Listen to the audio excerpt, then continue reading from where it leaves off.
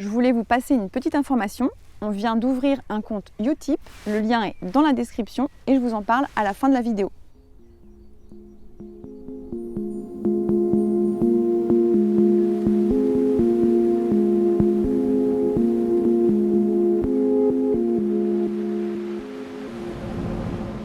Bonjour à tous, dans cette vidéo, on va continuer d'explorer le travail sur le terrain au fil du temps.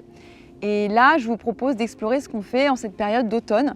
Donc ce qu'il faut savoir, c'est que depuis quelques années, notamment on le constate particulièrement depuis 2019, on a ce qu'on appelle une arrière-saison qui est très favorable pour nous, pour les récoltes en plantes aromatiques et médicinales, mais pas forcément favorable pour les végétaux, puisque le dérèglement climatique et les saisons chaudes et sèches qu'on a pu voir en 2019, 2020 et là en 2022, poussent les végétaux, les perturbent et les poussent à refaire des floraisons et à une tendance à épuiser leurs ressources en énergie. Donc ce qu'on peut constater, c'est qu'on a par exemple des plantes qui vont fleurir plusieurs fois dans la même saison. Petit rappel pour les néophytes, la fleur, c'est bien l'organe de reproduction du végétal et donc si le végétal fait plusieurs fois cette floraison, il se fatigue. Donc ça ne se ressent pas forcément sur une première année. Par contre, au fil des années, au fil des cycles, ça va avoir tendance à épuiser le végétal. Voilà, donc ce que je vous propose aujourd'hui, c'est qu'on aille ensemble voir un petit peu ce que je fais. À bâton rompu, donc récolte normalement en automne de fruits. Et puis encore quelques récoltes de feuilles, puisqu'on coupe régulièrement les feuilles des plantes aromatiques pour les récolter. Et donc, ce faisant, on casse le cycle végétal de la plante qui, si on ne la coupait pas, continuerait son cycle et donc partirait sur sa floraison puis sa fructification. Là, puisqu'on coupe régulièrement, on récolte encore des feuilles. Les plantes sauvages ou cultivées de manière un peu plus sauvage, comme par exemple ici l'églantier, on va récolter les fruits. Et puis, on va commencer aussi à récolter quelques premières racines, puisque vous savez que en période d'automne-hiver, l'énergie de la plante redescend dans son système racinaire. Et donc, c'est cette période-là qu'on va choisir pour aller creuser et récupérer la racine, et notamment les racines médicinales comme le pissenlit, la chicorée, la grandonnée, la valériane, toutes ces plantes dont on se sert en décoction. Allez, on y va. Donc là, je récolte des cynorrhodons. Donc c'est les fruits de l'églantier, Rosa canina. Bon, évidemment, il faut faire attention de ne pas se piquer, puisqu'il y a des épines comme tous les rosiers. Rosa canina, l'églantier, c'est l'ancêtre sauvage de nos roses cultivées. Comme toutes les rosacées, c'est une plante qui contient beaucoup de vitamine C et dont les oiseaux vont se nourrir, qui va leur servir à résister en automne-hiver. Donc surtout, si vous récoltez des cynorrhodons, vous ne prenez pas tout, parce que sinon il ne restera plus rien pour les oiseaux. Alors j'en profite parce qu'elle est belle là sur cet églantier. Ça, on voit souvent ça dans la nature, ça s'appelle une gale. En fait, c'est l'arbuste, là en l'occurrence le végétal, qui a été piqué, qui a subi une agression par un insecte.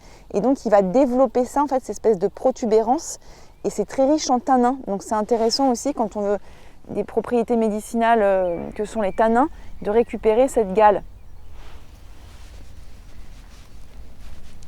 Ça, c'est gourmand et cadeau, et c'est un peu des gros coquins parce qu'ils sont en train de nous manger tout l'églantier là. Il aurait fallu qu'on le plante un peu plus loin.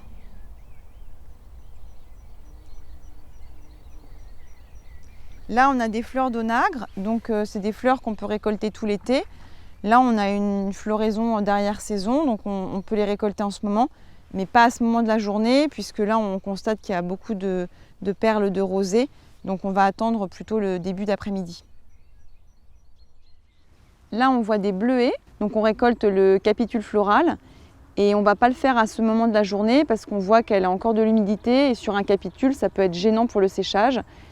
Donc si on cueillait maintenant et qu'on rapporte ça dans le séchoir, on va rapporter de l'humidité dans le séchoir et il ne faut absolument pas le faire. Donc on cueille en fin de matinée, début d'après-midi, quand la rosée est passée et que la plante est déjà un peu sèche. Là, on voit une mélisse, donc Melissa officinalis en fin de saison.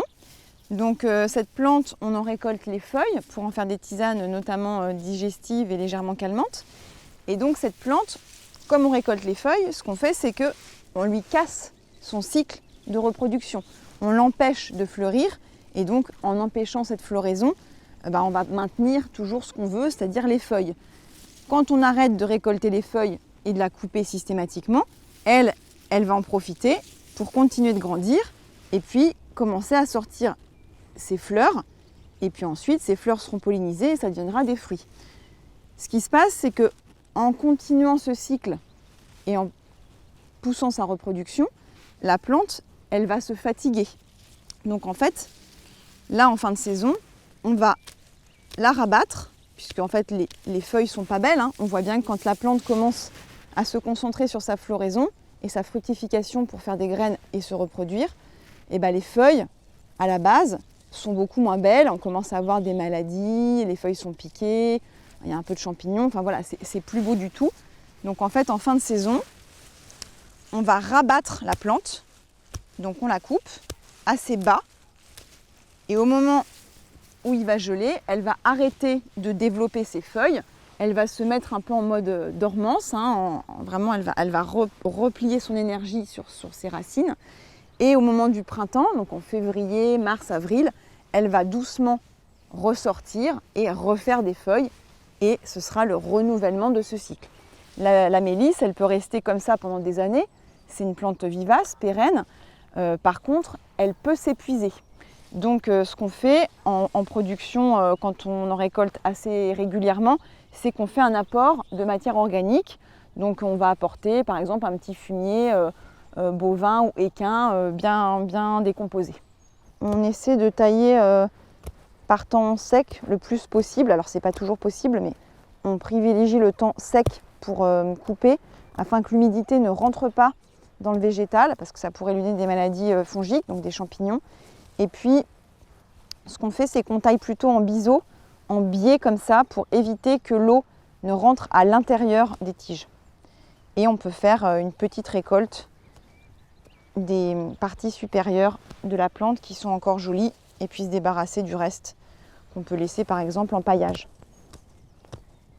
Voilà, c'est la fin de cette nouvelle vidéo sur le terrain avec moi, les pieds dans les pommes. J'espère qu'elle vous a plu. Je voulais d'ailleurs vous dire qu'on vient d'ouvrir un compte Utip. C'est important si vous pouvez nous soutenir pour pérenniser cette chaîne. On passe du temps à réaliser ces vidéos, on passe du temps à rédiger, on le fait avec cœur. Donc si vous pouvez vous aussi avec cœur nous apporter votre contribution, ça va nous aider à continuer. Quant à moi, je vous dis à bientôt pour de nouvelles vidéos sur le terrain.